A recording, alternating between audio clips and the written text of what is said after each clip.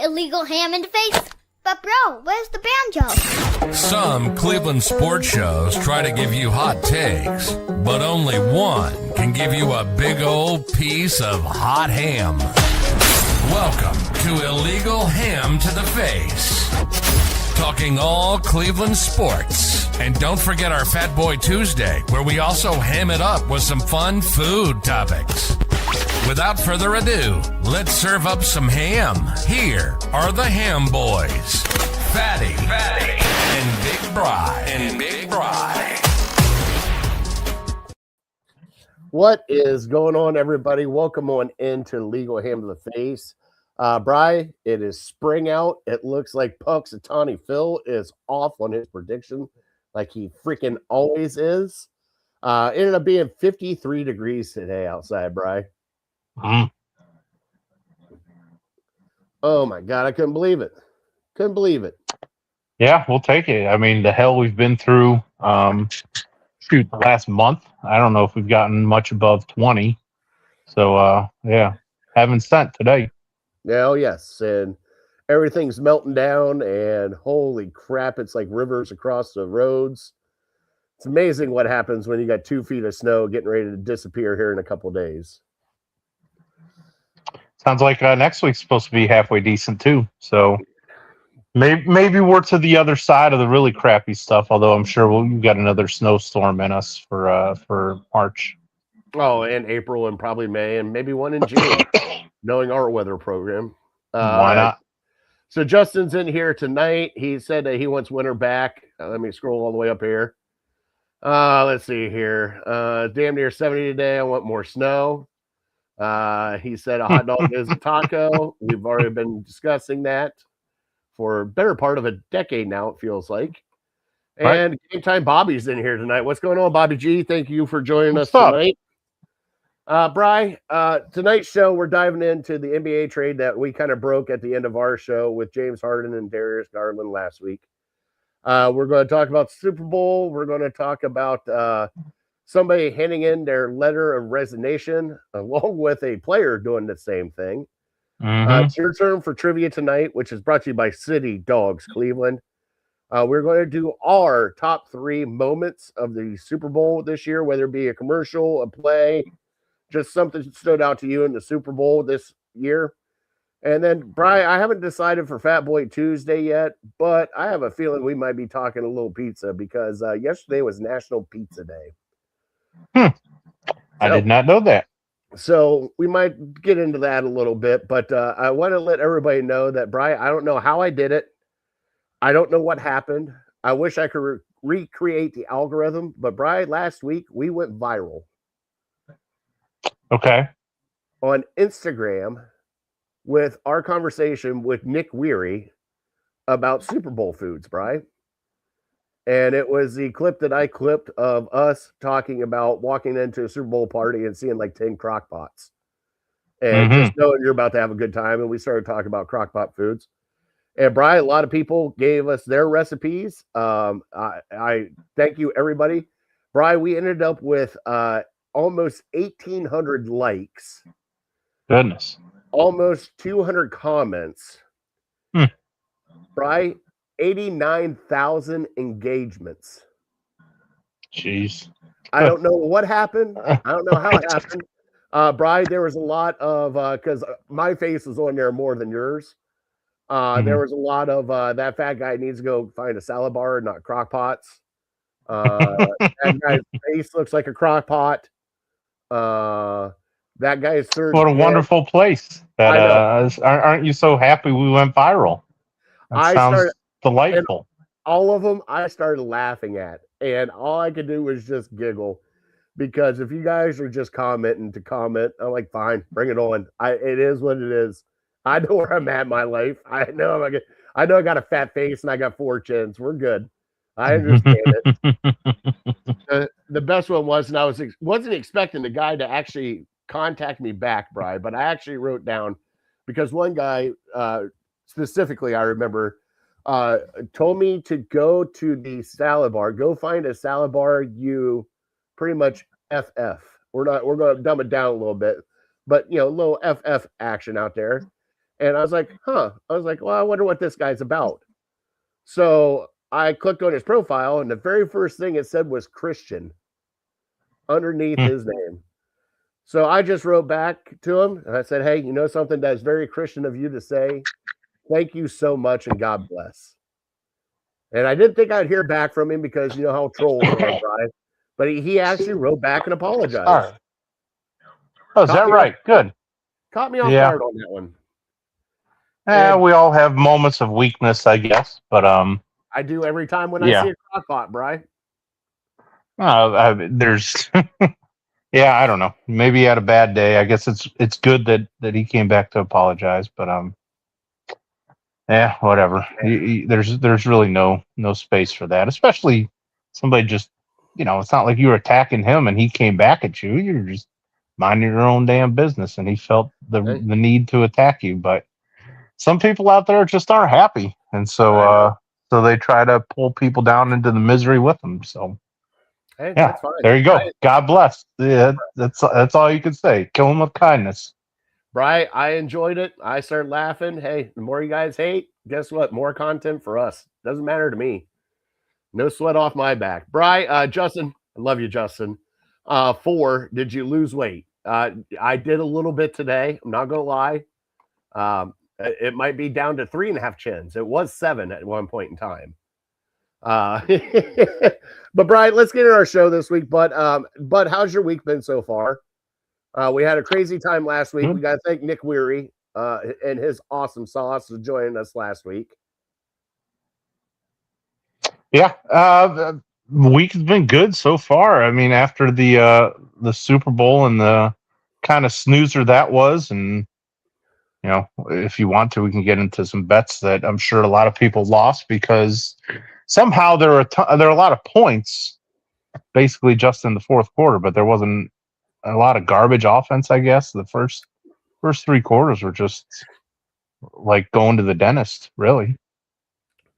Yeah, we'll get into it. But you remember watching the Burt Kreischer special when he bought everybody in his family pajamas, and he's talking about like Christmas cracking his dad up, and he goes, "Yeah, I bought my wife like 8 pairs of pajamas." Mm-hmm. I was having that moment on Sunday because me and a couple of the other guys from the network were all texting, and next thing you know, it was with the live drive results for the New England Patriots, and it was come on punt. Brian, we doubled down probably 4 times on the Patriots to punt the live drive results. It turned out pretty good for us. I'm not gonna lie. I didn't even think of that. Yeah, no, I kind of placed my bets before the game and set my phone aside and was kind of disgusted at what I saw, so I didn't even check it till the next morning. And I lost them all, by the way. I won 3. Well, 1, 2, 3, because they were only $1 hollers on the Right. the Patriots to punt. But the one I did get, I bet that Walker would have over 60 yards and both quarterbacks over 200 yards passing. So I hit that one. But I mean, Walker had it in the first, 5 minutes of the first quarter, pretty much. Yeah, I think he had almost probably 90 in the first half or so. He was on. That's why it makes no sense to me that they don't use him more. They're dead set on this running back split, but he'll probably be gone. He'll get more money somewhere else. But I do blame my daughter for costing me about $25 because I was going to put a bet on, and it was just like you. I bet $1 here, $1 there. So I was going to bet $1 on Kenneth Walker to be the leading rusher and Mac Hollins to be the leading receiver.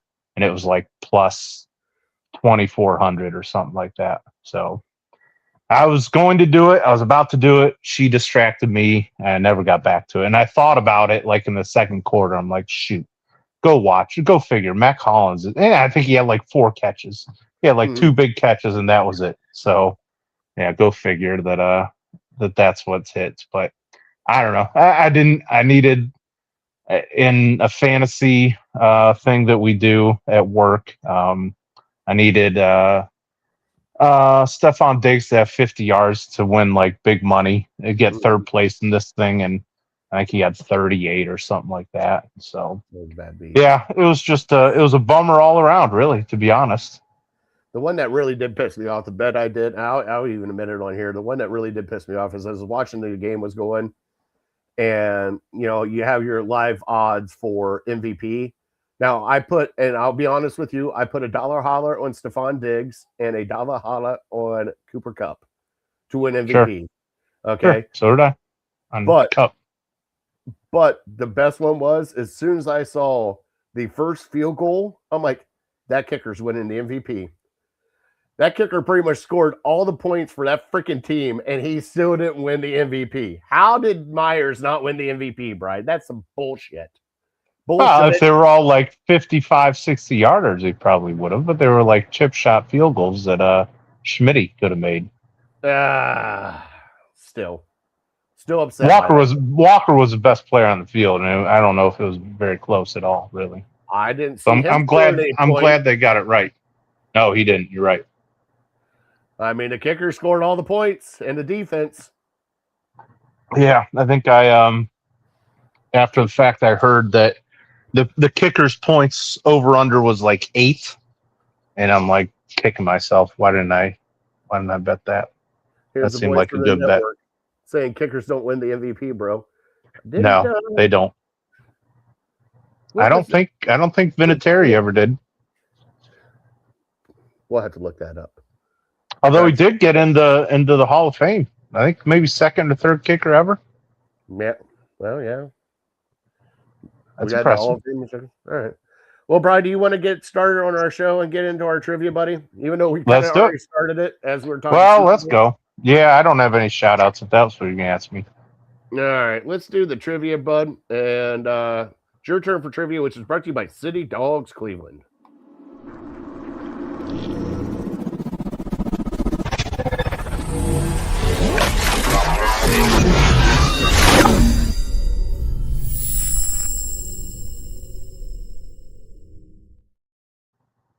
And man, everybody's firing in the comments now. Bobby G said Christian Gonzalez was the best player on the field. He had a couple really nice plays. Yes, he did. Shut JSN down. I know he left for a little bit, but yeah, he looks like the real deal.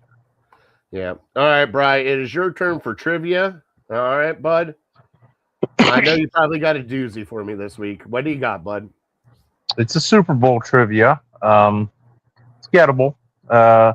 I'm gonna call it. It's similar to the last one that I gave you, and that the correct answer is Tom Brady. But I feel like Tom Brady is just going to be the answer for any Super Bowl or playoff trivia. So, taking Tom Brady out of it, who has the most passing yards in a Super Bowl?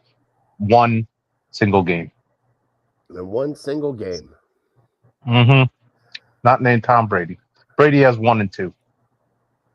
God, it feels like Otto Graham is the one to go right here. When he threw it 13 times, Otto Graham. That 13 times for 687 yards. Thank you very much. Technically, he never played in a Super Bowl, and that pains me to say as a Browns fan. Oh, God. Is it somebody you think I can get? Like, is it somebody? Oh, absolutely. Oh, absolutely. All the guys in the top 10 are it's if you're a football fan, all of them are household names. But if you're not a football fan, you can probably get 8 out of 10 of them. Okay. Let's see here. James is in here now. What's going on, James? What's up, James? All right, Bri. Well, let me stew on that a little bit. God, no. I don't even want to see that. Damn it, Brian. Said the only special teams player ever win a Super Bowl MVP was Desmond Howard. Sure was. The year Brett Favre won it with the Packers. 90, also against the Patriots. 91? 5? No, I think it was later. 95, 97, something like that. God, one more thing I got to deal with, Michigan fans. Jesus. All right. I didn't bring it up. I know. Let me play the headline. But I do appreciate him bringing it up. All right, let's play the headlines. Let's finish off the Super Bowl conversation, Brian. Then we got some Cleveland news to get into.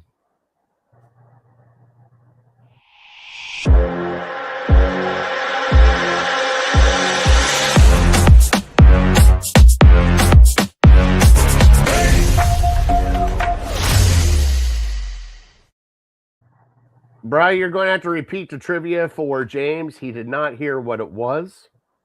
Most passing yards in a single Super Bowl, other than Tom Brady. Tom Brady has top spot 505 yards, second spot 466.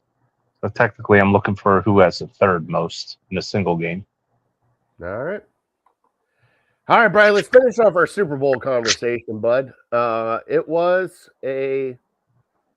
dare I say, a snooze fest in the first half, and then you got to the fourth quarter, and it was kind of crazy, Brian. But you got to give Seattle's defense, Jesus, God, Seattle's defense. They just didn't let New England do anything at all. They couldn't run the ball. They couldn't really pass the ball. It was definitely a defensive game. And like you said, Kenneth Walker just stole the show right out of the gate. A couple big runs for 60 yard. I think he had the one for like 35 and then another one for 40. But as a Super Bowl, you expect a little bit more offense. But you do have to say, though, at halftime, even though it was 12-0, Bry, it felt like a lot bigger than 12-0. Yeah, I mean, because the Patriots couldn't do anything offensively. They just had no answers. Drake May, to be quite honest, looked like a Browns quarterback out there. Like, I understand he was under heavy pressure, but even when he did have time to throw, he's just holding it. And like, I kind of started to think that maybe he's just looking, maybe it was just in the second half. I didn't really go back and watch the first half, but he's just maybe trying to throw like 30, 40-yard routes to get him back into the game. I feel like a quarterback, not to bring up Tom Brady again, but a quarterback like that, just taking what the defense gives you, checking it down, getting 5-6 yards. Like, I feel like they could have at least had some success against that defense, but the linebackers, everybody's dropping off the line like 10 yards. And I don't know if it was a scheme thing. I don't know if it was a Drake May thing, but like there didn't seem to be anything underneath that he could check to. And I don't know if they just didn't make adjustments. I don't know if he just was shook. He might have been injured. We kept hearing leading up to the Super Bowl, like whispers that Drake May's shoulder could be a concern, but he wasn't really on the injury report. And then it comes out like after the game that he got an injection in his shoulder. So there was just a lot of, and I think I said I would take the Patriots last week, thinking that it might be a close game, and honestly having confidence in Vrabel that it wouldn't get out of hand. But the concerns were Drake May's shoulder, not knowing the unknown there, what's going to be the deal there. And then the other one is, I mean, how many times do we have to see it time and time and time again that even these really good quarterbacks, Pat Mahomes against the Buccaneers, Pat Mahomes last year against Philadelphia, like Tom Brady against the Giants. If you can get to these really good quarterbacks with only 4 down linemen, you make their life hell because everyone else just drops back. And so we saw it again. So if you're a Browns fan, if you're looking for a glimmer of hope, like, we're sitting there at 6. We think we absolutely have to go offense, which I agree with. I think we do. But, if you can have a front four that's that dominant, Myles Garrett, Mason Graham still being young, the season that Malik Collins just turned in, we add another defensive end to that mix.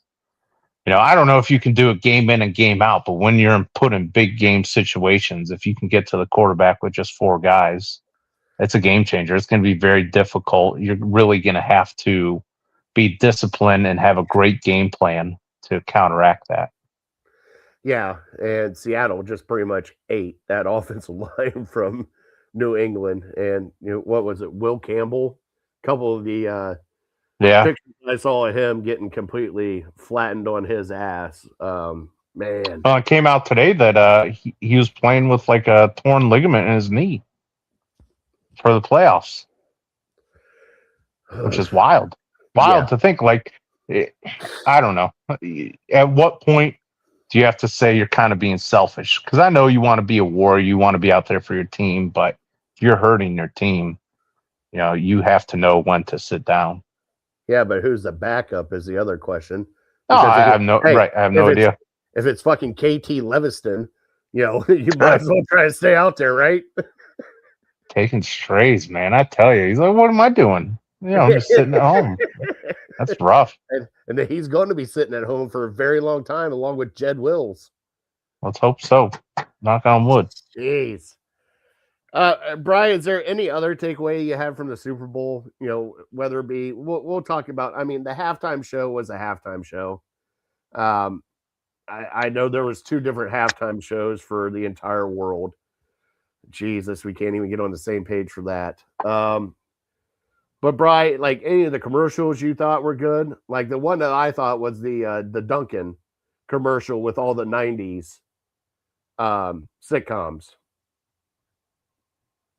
Yeah, I do remember that. Honestly, I just got in football mode because I'm just down here. I was in my basement. I wanted to watch it here at the house, and I was just down here focused on football, like I consume every other football game. So it didn't even hit me till the second half that, oh wait, I'm supposed to be watching these commercials, because you know how you get when you're watching a Browns game. It's like, okay, commercial, let me flip the channel, let me look at my phone, let me go use the bathroom, get something to eat, get something to drink. Like, it didn't even register to me until the second half. So I feel like I missed out. Hopefully, maybe on the Duncan one I do remember because that was in the second half. But yeah, there are very few commercials that I really remember. I think the one that I really got out, me and Brian just said it here, said the Bud Light commercial when the keg went down over the hill and the whole wedding party jumped off the cliff and started rolling down the hill after the keg. It was Post Malone and Shane Gillis and all of them. He's like, is that a Bud Light keg? And also it's like, yeah. And all of a sudden it rolls down the hill and you just see the whole wedding party, like even grandma dive over top and they're all rolling down this hill.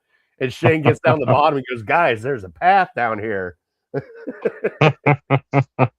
Yeah, you figured they'd have a good one, right? Justice said the Manscaped one was funny. I did not see the Manscaped one. I'll have to look that one up. Mm-hmm. But all in all, it's Super Bowl. Brian, that means football is over with, bud, at least until the draft.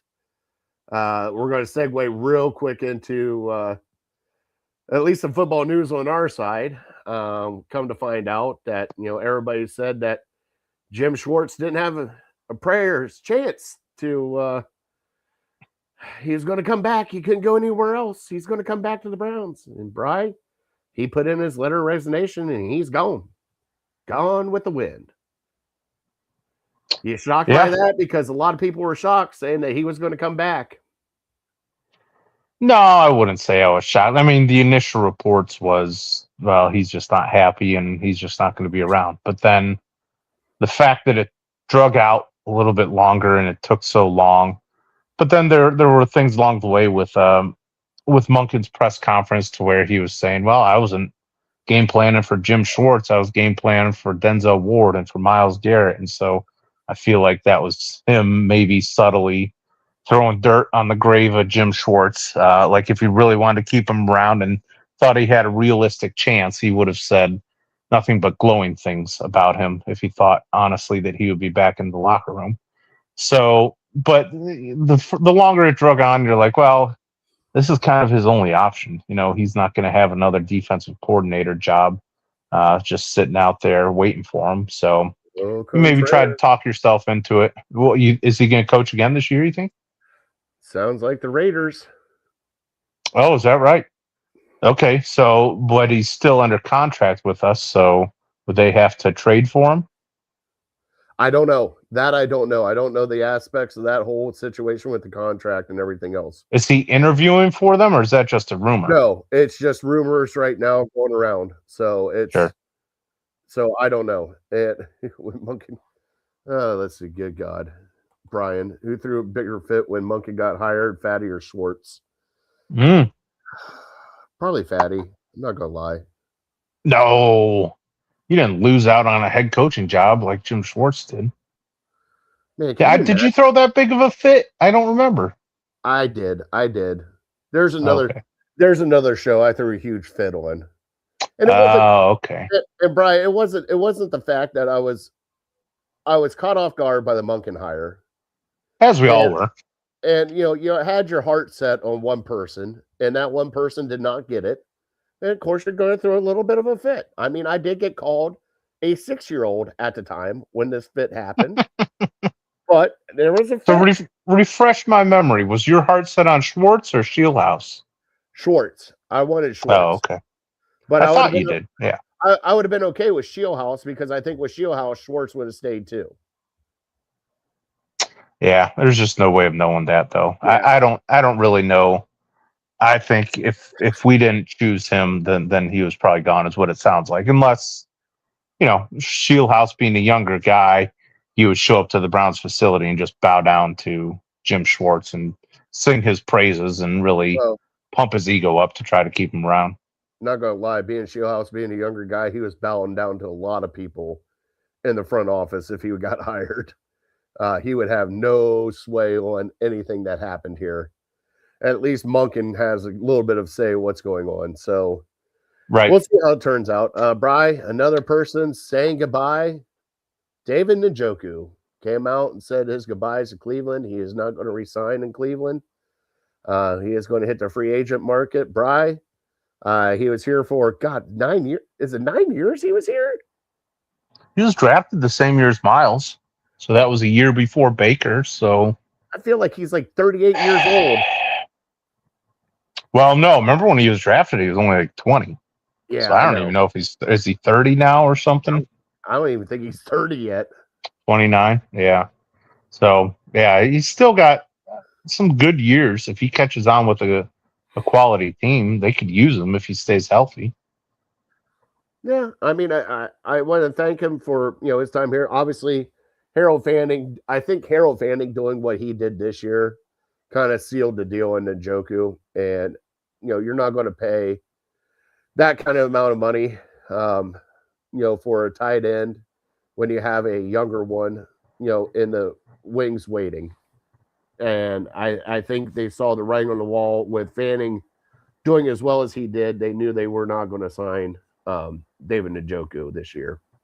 I was kind of upset because if that's the case, why not trade him and try to get something out of it? And I had people like, well, the only thing you're going to get out of it is their 6th or 7th rounder. Well, it's a lot better than nothing right now. At least that 6th or 7th rounder you could use for something.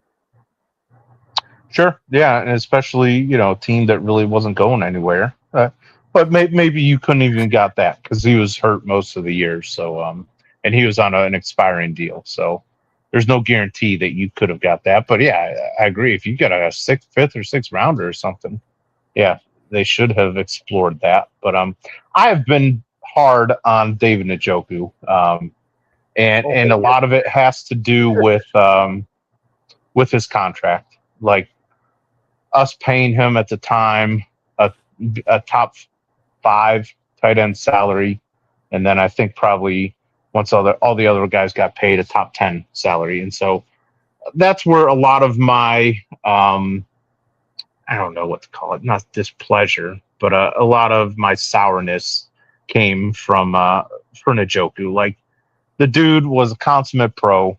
He never said a bad word about the organization. He talked glowingly about the city. So, like, him as a player, him as a teammate, him as a representative of this franchise, he was top tier. So, I extend my thank yous. I extend my gratitude. The last couple of years haven't been great because of injury, but, a dude that took a fireball to the face and then played a couple days later, you know where his heart is, where, where his loyalty to the team and just his toughness is. Like, as a fan, you just ask for a guy to be present, to be available, to be tough, and to be accountable and a good teammate and a good representative of the team. And I feel like he checks every single one of those boxes. And he had some good years. He had some average years.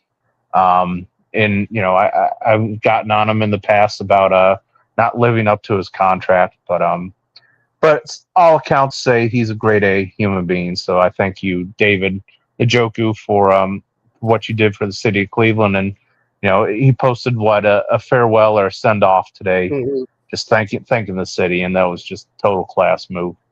Well, yeah, and the city loved him, especially a lot of women, as they would watch him walk around shirtless on the football field in 10-degree weather. A lot of fat guys do that too, by the way. You guys don't like us doing it, though. Gotta get some chubby love in there, Bri. No, Once in a while. I mean, I like Njoku. I like what they did when they drafted him. Obviously, he was a raw talent that they kind of had to get kind of honed in. I mean, where would you rank Njoku, all tight ends here in Cleveland? I mean, 9 years here. Would you have him in your top 5?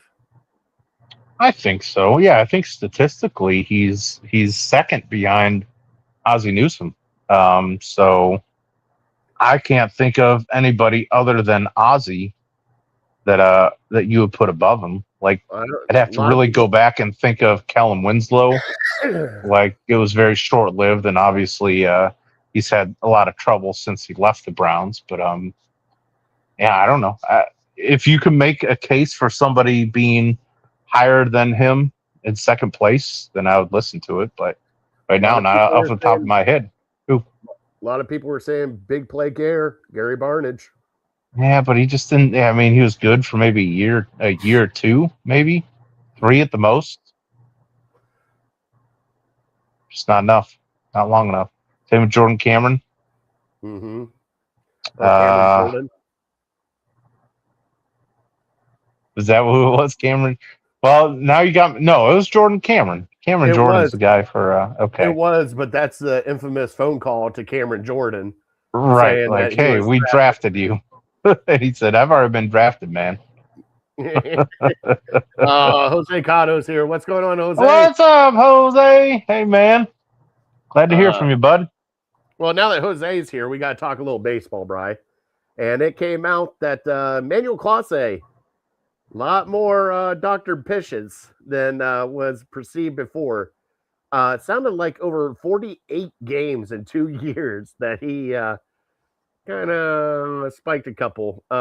Bri, holy shit. Like, of course, we trade for this guy. We get him. He's probably going to be one of the most elite closers. And he blames him betting on baseball as cockfighting. And here we go with the Cleveland Guardians again with stupid stuff like this. Like, I don't know, do bro sweet, trade him for Nick Swisher. You know, just stupid. Are you really, you know that you're probably going to be paid one of the top paid closers, and you're going to piss that away for just a little bit of money in a gambling scheme to throw off pitches? Like, what the hell, Bri? Yeah, a lapse of judgment. Maybe not realizing. I mean, it has to be not realizing how big these gambling businesses are, and that they have the resources to go back. Like, clearly, he thought, yeah, no big deal. It's one pitch. Who's really going to be investigating this? So let me do it one time. Okay, heard nothing. Let me do it another time. All right. Clearly, they're not paying attention. Let me just keep doing it. And so, yeah, I just thinking that that there's no chance you're going to get caught, and if you can help a couple people make some money and put some money in your pocket at the same time, and really not hurt your team. I mean, it's just one pitch. It's not like he's betting against you know, giving up a run or a home run or something in the 9th inning. So it's one pitch. Who does it really hurt? But yeah, with him, and I can't even remember who the other pitcher's name was. Between those two guys, I don't really care to hear anything about them unless you tell me that they're eligible to play baseball again. Out of sight, out of mind. Class A, the other guy, good riddance. Thank you for your service. I just don't care to hear anything about you unless you tell me you're eligible to play baseball again. The only thing I heard today which was ridiculous, is they're still not sure if he'll be eligible to get his salary from the Guardians this season. Yeah. Like, how is that even on the table?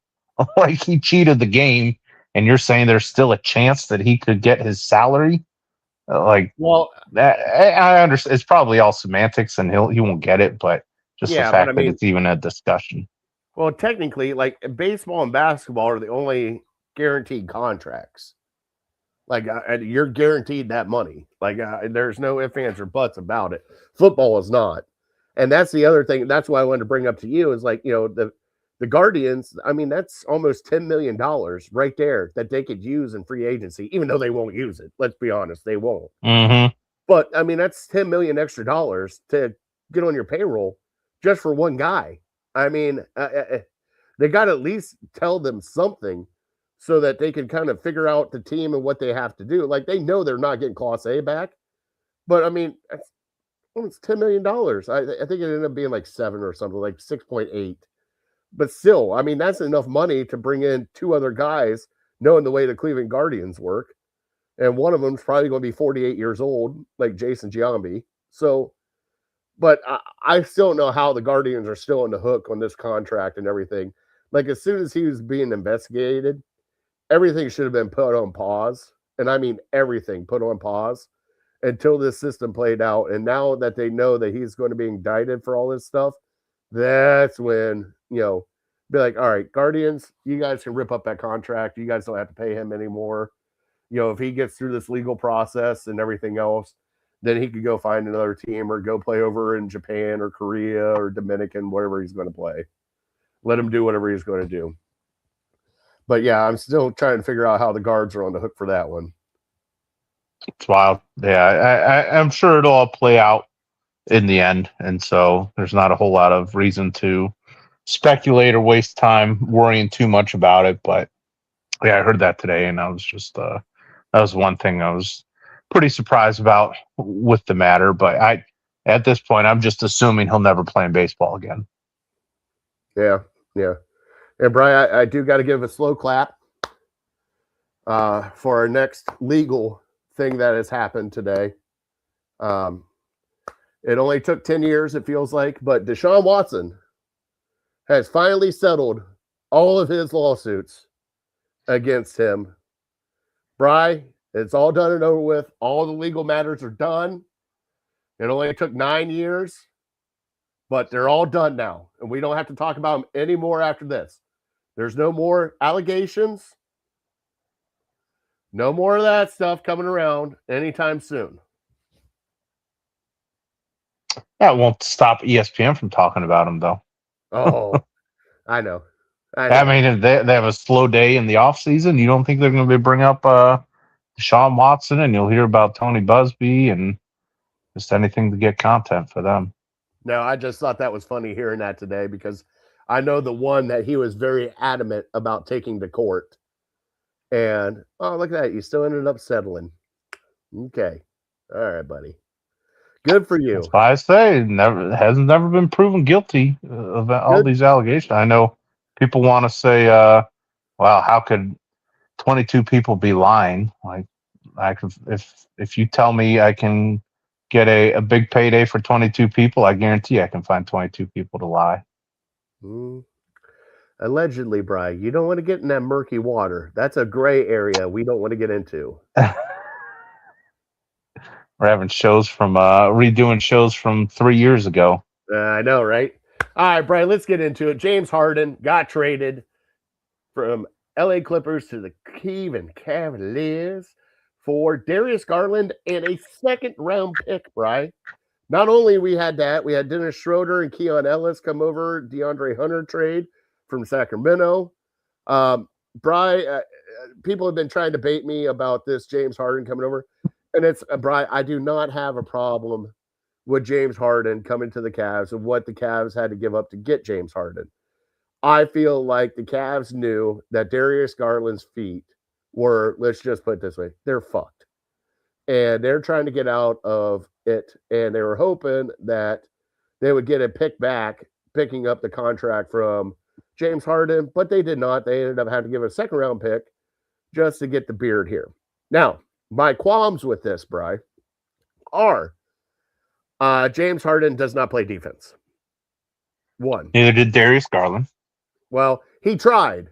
He just didn't do it very well. Well, he tried. Okay, he tried. So okay, one guy James tried Harden, and one guy doesn't. Yeah, one guy does not at all.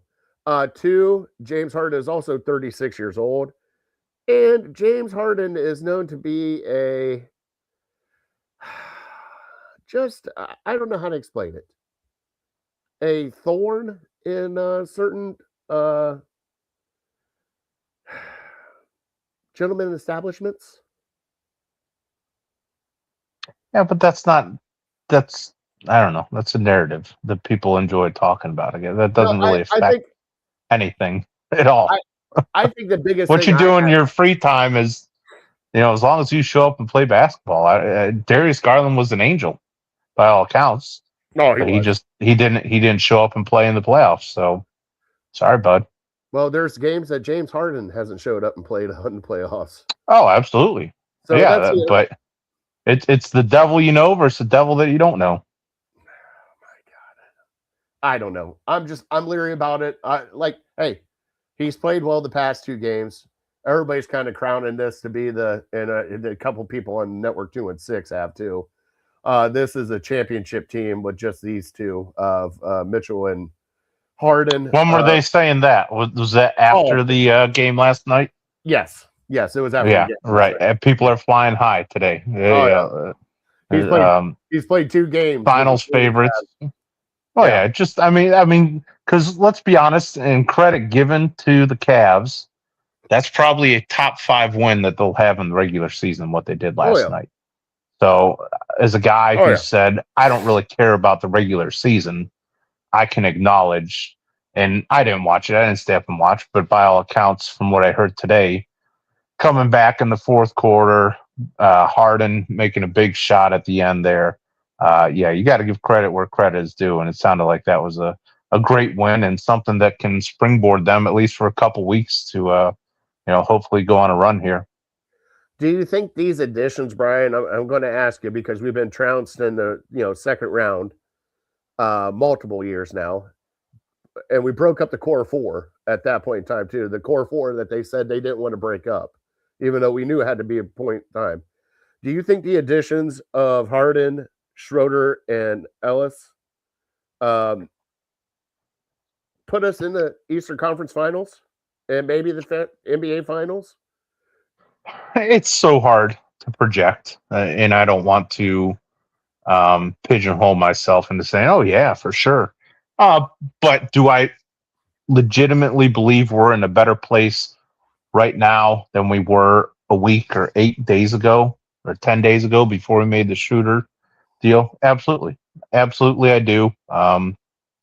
Too many question marks with Darius Garland. Even if he's healthy, there's still question marks. And you just look at the trade itself. Mm-hmm. We were given a 26-year-old and for a 36-year-old. And they agreed that wasn't enough. We had to throw in a second round pick. So that's how much better most people perceive James Harden at being than Darius Garland. And then you throw in the foot issues and the unknown there. I think that trade we upgraded. I was a big fan of DeAndre Hunter when we got him, but he just hasn't lived up to the hype, unfortunately. Or maybe it's a Deshaun Watson situation to where we just didn't really find a great way to utilize him. So I like that trade. I like the toughness that Ellis brings. Schroeder's certainly a veteran, and we need guys that have that veteran experience that you can count on in the playoffs. And I'm a big fan of both trades that the Cavs made. I wish, honestly, we could have found a way to maybe get a bigger wing, but I feel like we've been saying that ever since we got rid of LeBron. And finding a 6'8", 6'9" wing would have been nice, but we had that with DeAndre Hunter, and what did we get with that? So I'm excited to see what the second half of the season really holds. And I do know that they were in talks with Milwaukee about Giannis. Milwaukee, sure, as they should have been. And Milwaukee said no. But Bri, there's other rumors going around that now that Harden's here and Mitchell's here, somebody might come back for a swan song here in Cleveland.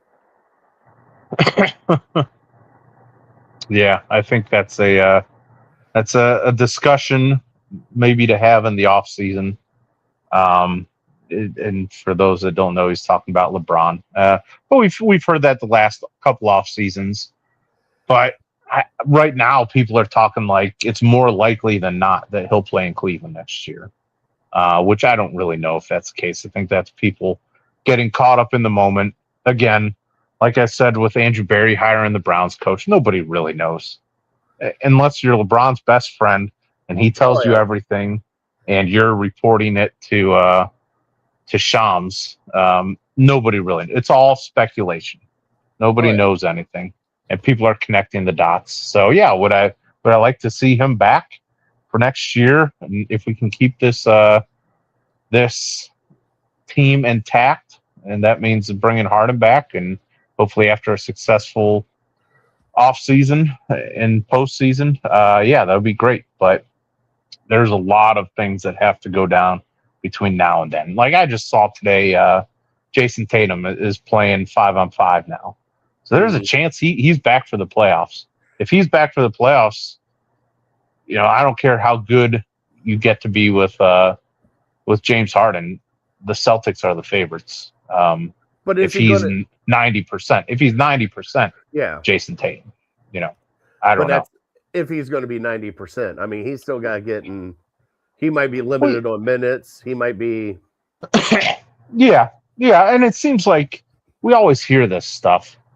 I don't know if it's specifically with Achilles, but remember Aaron Rodgers talking about coming back 5 months after he hurt his, and like Kevin Durant when he hurt his in the finals.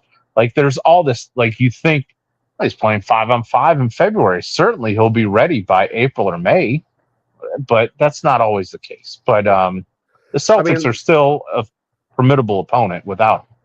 I mean, to go back, I look at Deshaun Watson. He popped his Achilles twice. Exactly. And then we talked about at the end of the season, like, well, Deshaun Watson could come back after 10, 11 months. Yeah. And what ended up happening? He didn't.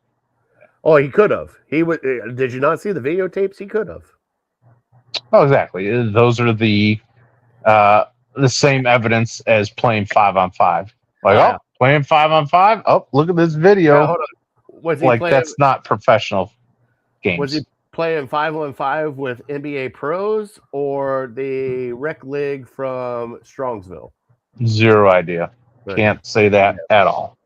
All right, Brian. Well, those are all the kind of updates we got sports-wise. You ready for some Fat Boy Tuesday? Yep. Let's do it. All right, let's do it.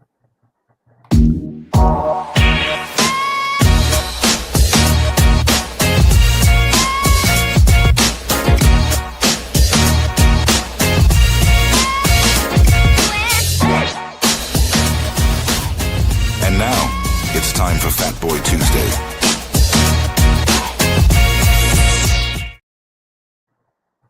All right, Brian, it's Fat Boy Tuesday. Super Bowl just happened, Brian. I apologize. I could not make it over. I had to cancel on you and somebody else, too.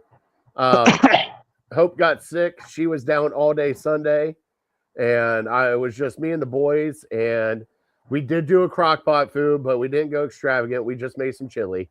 I didn't go extravagant on Super Bowl. Did you go extravagant on Super Bowl? What'd you have? No, it was appetizers. Let's see, we did chips and salsa, chips and queso, boneless wings, tater tots, and my wife brought home a pizza. So good stuff. Nothing crazy.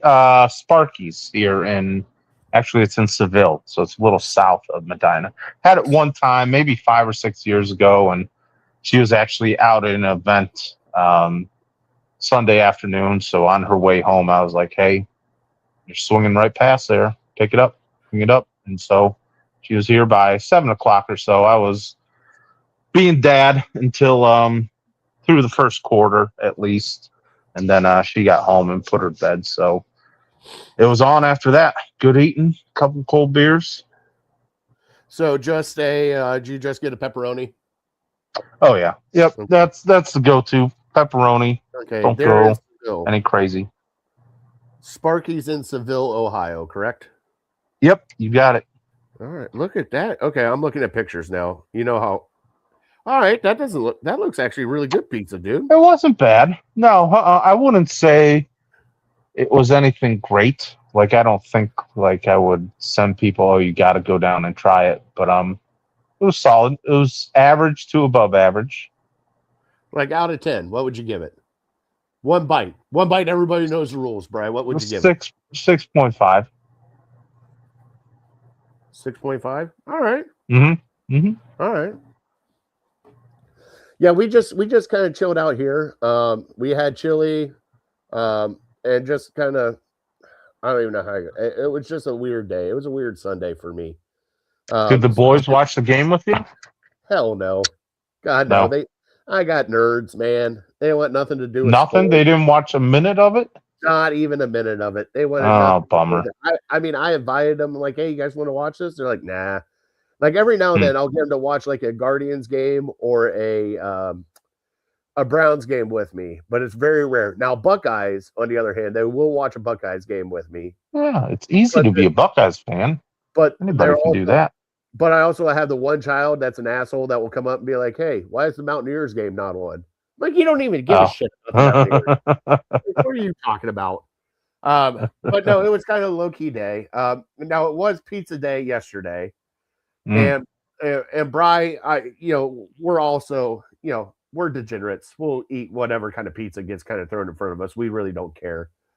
But Bri, if you had to go fancy with a pizza and go to a pizza place that is like a legit pizza place, like you're getting a good piece of pizza. What pizza place are you picking here in Cleveland? Well, as somebody who has ventured out, because you hear about all the fancy places, the places that are notorious in Cleveland. Like, I've had a lot of them. I was gonna say you got like Sense, you got Larone. Sense? What's that? Where's that? Oh, you haven't Sense? I think it's in Lakewood. Sense. Okay. No, I don't know if I know that. What's the one in? Is it Lake? I don't even know where some of these are. Is it Lakewood, Angelo's, or Angelo's? Yeah, Angelo's. Is that Angelo's? I've had that. That's pretty good. I recommend that. I had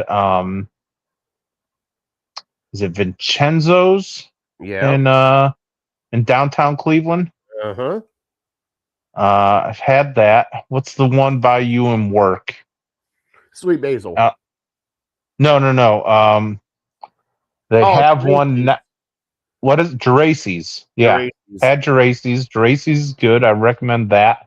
I did recently have Edison's, and I felt like, so I went to the place. It's like a market or something, and they just sell it by the slice there.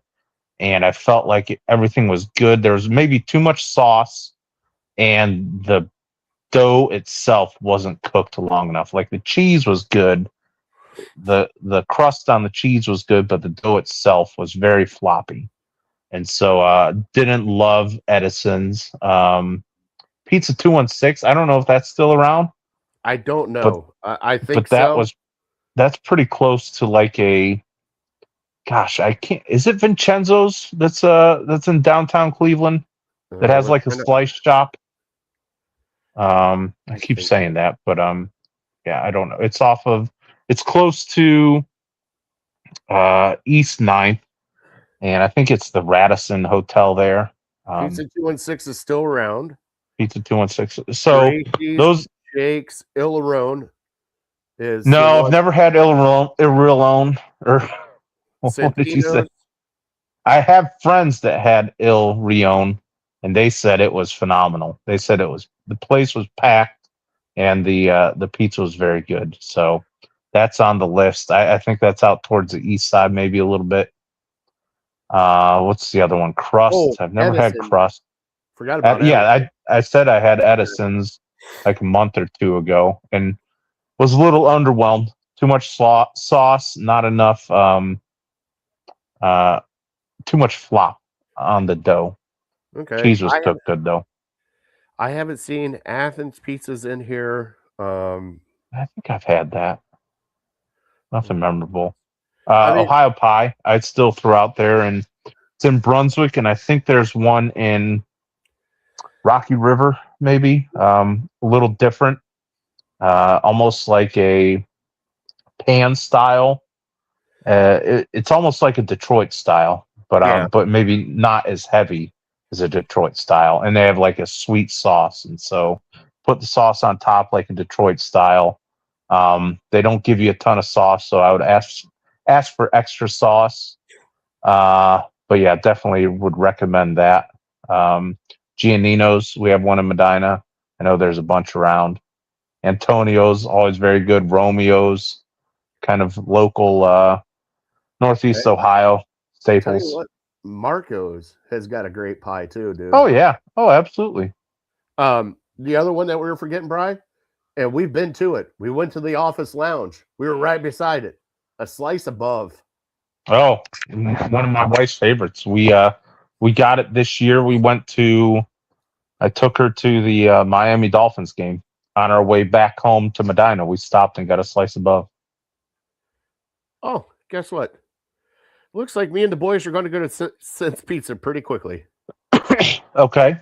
Where's it at? It's in Lakewood? No, it's not in Lakewood. It's in Cleveland. It's off of Lorraine and West 50th. Lorraine and West 50th. Okay. So seriously, it is like a block and a half away from my kid's school. Well, there you go. Absolutely. Check it out and give us a review. Don't tell my kids I'm going to stop there and get pizza before I pick them up from school. Okay. It's fair. Keep your voice down. I can't tell them, but you think I got their cell phone numbers? You'd be surprised. I think they have your cell phone number, by the way. Uncle Bri, how come Daddy's cussing all the time up there after Browns games? Why does Dad hit us after Browns games? Yeah, isn't that? I think that's a kid's book. Why is Daddy always sad on Sundays? I'm pretty sure that's a Browns book. Yeah. All right, let's get our top three, and we'll close out the show, Brian. If anybody else has some pizza places that Brian and I got to check out, I know there's so many around Cleveland. You got Dina's there in Brooklyn. God, there's so many great pizza places around. I have had Sweet Basil over by you. One time, I think it was pretty good. Yeah, the Brooklyn Danny Boys. I remember I've had that one time. That was pretty good when I had that. What about underrated one? And I don't even know if it's around anymore, because I think they might have demolished the building.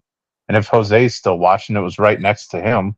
That Pie O' Mine. Yeah, well, they didn't demolish the building, but that is gone now. So the Pie O' Mine that is gone. Yeah, that was a good one. They did have a good pizza. Terrible location though. You know something? Maybe we need a Fatty and Big Bri pizza review together. We just go to a pizza place together, and hey, we'll do our own. Hey, Fat Boy Tuesday. One bite only. Everybody knows the rules. There's so many. It's just, where do you start? Well, but I feel like we hit a lot of the heavy hitter. I can't think of any other like notorious ones in Cleveland that we haven't mentioned. I like the kind of like, and it might be me because it's just the way I love like the mom and pop, like just the one little storefront, and they're only local. They're nobody really knows about them. You just walk in and grab it and go. And what I love about being in a big city like Cleveland, Brian, because where I grew up, you didn't have that. You just had what was ever there, and like maybe a couple of local restaurants. You didn't have the choices that you have here for pizza. Like, Brian, I could drive 5 minutes away from my house and hit up 30 different pizza spots. Sure. Or You're in a good location. Or even like burgers, going for a great burger or wings. Like I didn't have that, where I grew up at. It was what it was.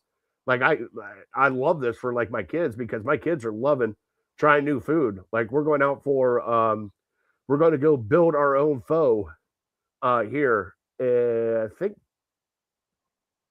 Thursday. I think Thursday we're going to go do that. But that's What's a build your own pho? What's that? Yeah, it's the new Vietnamese place that opened up at the mall where Vietnamese, Japanese. I don't want to group them all into the same spot, but it's almost like a ramen bar. You kind of go in, they have okay. So right. You can add beef, all that kind of stuff to it. So it's one of those ones that, but like my kids love stuff like that, and I love that I get to take them to places like that they get to experience different food than what I got to like Christ, Brett. Let's be honest, I didn't know what sushi was until I was like 20 years old. Like Sure. like that was part of my vocabulary. Right. So I will say, going back to pizza, and haven't had it yet, but I've heard of a new place in Ashland, Ohio, and it's probably not. It's like within a mile of my brother-in-law's house, and it's a new place called Holy Pepperoni, and it's famous because it's New Haven, Connecticut style. And so if you watch any of the Portnoy pizza reviews, he says New Haven, Connecticut, that's the best pizza. Okay. So, yeah, if you're down in the area, I'll probably try it out in the next couple months. But yeah, if you're willing to drive a little bit down in Ashland, Holy Pepperoni, a Pete's. It has the A in front. A Pete's. Yep, I see it. I see it right Got here. it. Oh my God, there's the menu. Pulled it up. Ooh, they got buffalo chicken dip. I'm all right with that. Well, there you go. How can you go wrong? You can't go wrong with that. What do they got for? Okay, all right, right. We might be making a road trip to Ashland. I will be. I'll tell you that much. All right, Brian. Here we go. Let's get in our top three, brother. Yep.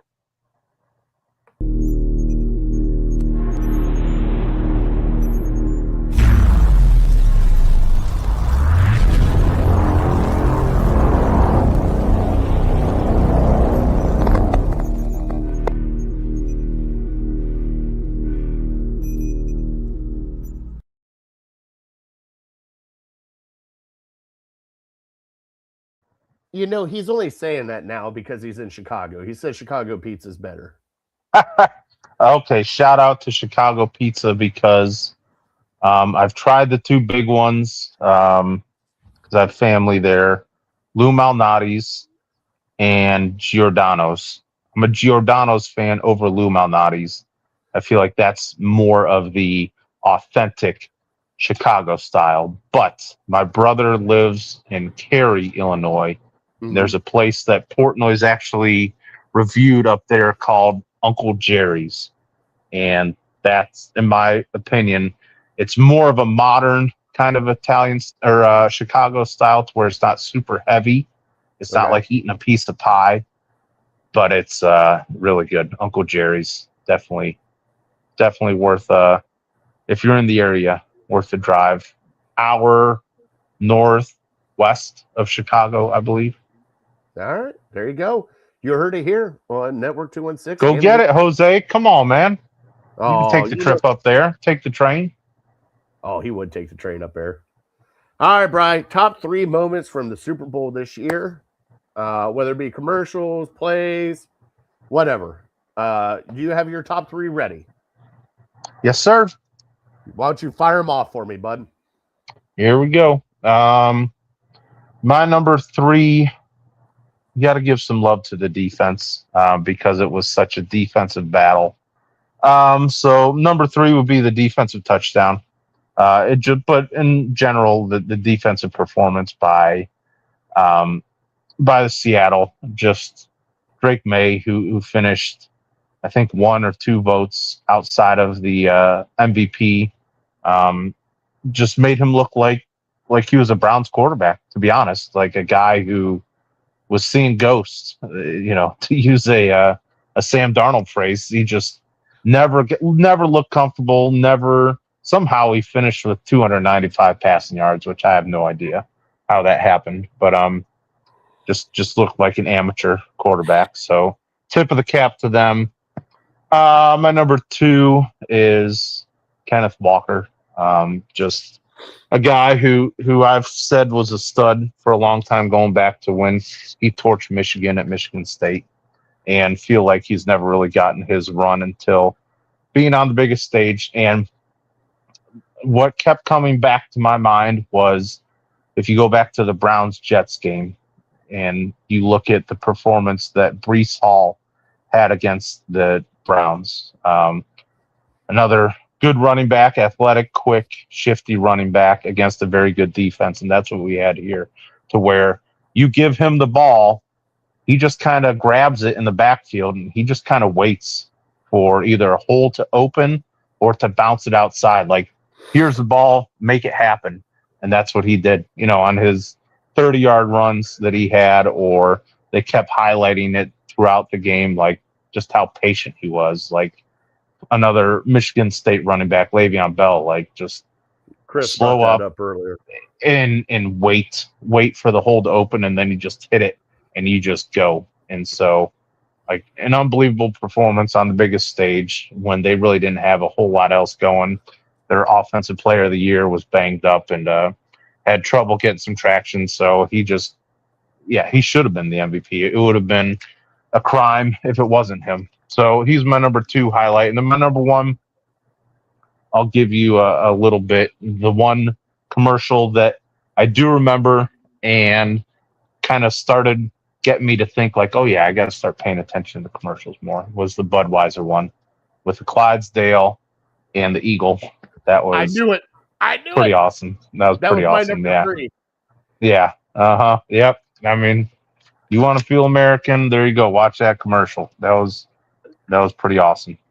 I sat there and watched that commercial, and the only thing I could think is Brian's getting that T-shirt. He's getting that T-shirt made, and he's going to get Screaming Eagle on the back of it. And I mean, that was my number 3. That was my number 3.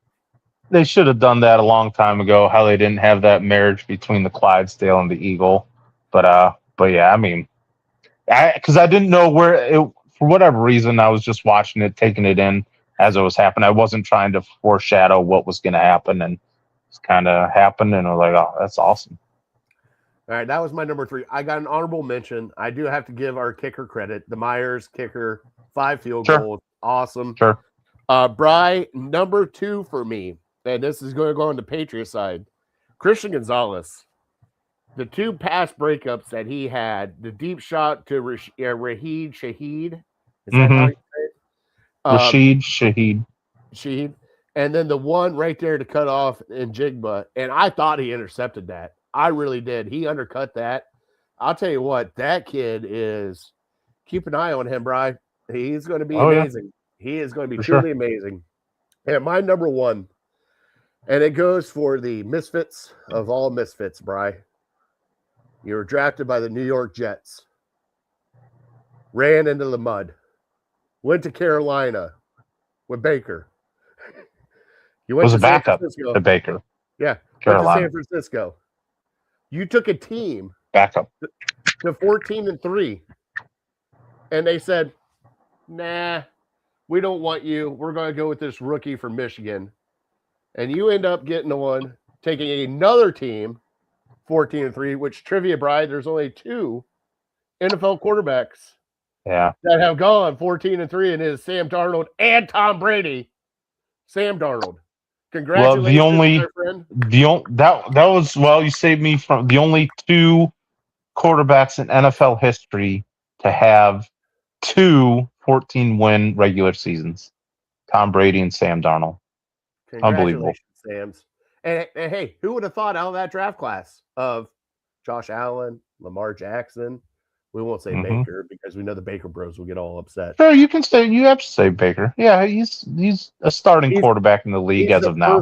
He's the first one to win a Super Bowl. Right. Well, and that's why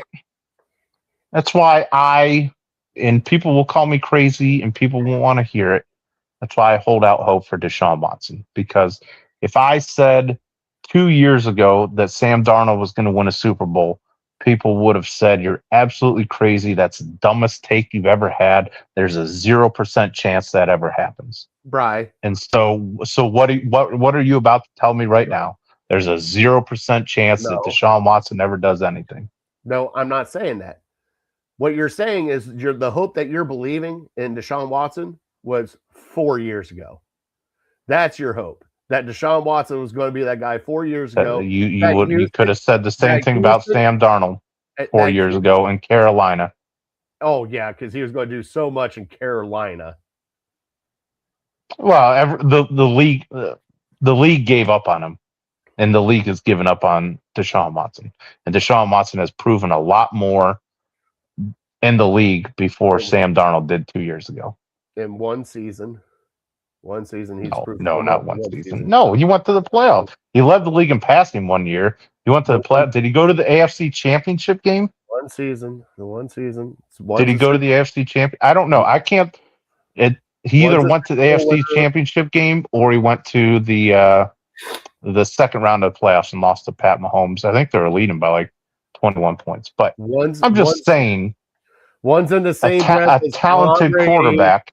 The other one. I'm not saying it's going to happen. I'm just saying you're writing it off as there's a 0% chance. And you would have said the exact same thing if I told you Sam Darnold was going to be good 2 years ago. Okay, Bry, I'm not saying I wouldn't, but the thing is as much as I love the Cleveland Browns, I am over the Deshaun Watson experience here in Cleveland. Let him go do it somewhere else. That's your personal right. Well, so I don't. That's your personal feelings getting in the way. Okay. Don't you want what's best for the Browns?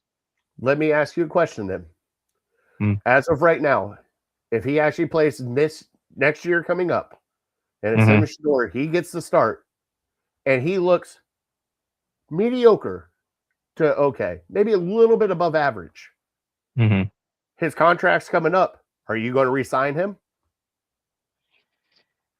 I'd have to go through the season and see what happens. I don't know. So if he's above average, let's say the Browns go 9-7 or whatever the hell it is now, how many games they have. Let's say they go that route, 9-8, whatever. And he looks What if they go 12-5? Okay, if they go 12-5, but he looks just okay, are you going to sign him to another big contract? Because that's what he's going to want. I think you have to have that conversation. Why would you him and Sam Darnold and Deshaun are about the same age. So it's not like Deshaun's 37 years old. I understand that, but after just 1 year. Minnesota gave up on him after 1 year. And was that a mistake? Well, yeah, because they went after J.J. McCarthy. We don't have another quarterback that they would go after. Well, it's Shador. Yeah, do you call that? Or the unknown in the draft. That is true. I'm just saying, like everybody who wants to say there's a 0% chance that Deshaun Watson amounts to anything, I would agree it's a very small chance. But those are the exact same people that are saying there's a 0% chance Sam Darnold ever turns into anything in the NFL. I think there is a 0% chance it's here in Cleveland, Bry. That's my opinion. I think, and it could be, maybe the fans have burnt that bridge for him, and he says, "Screw you! I never want to step foot in the city again." That could be a possibility.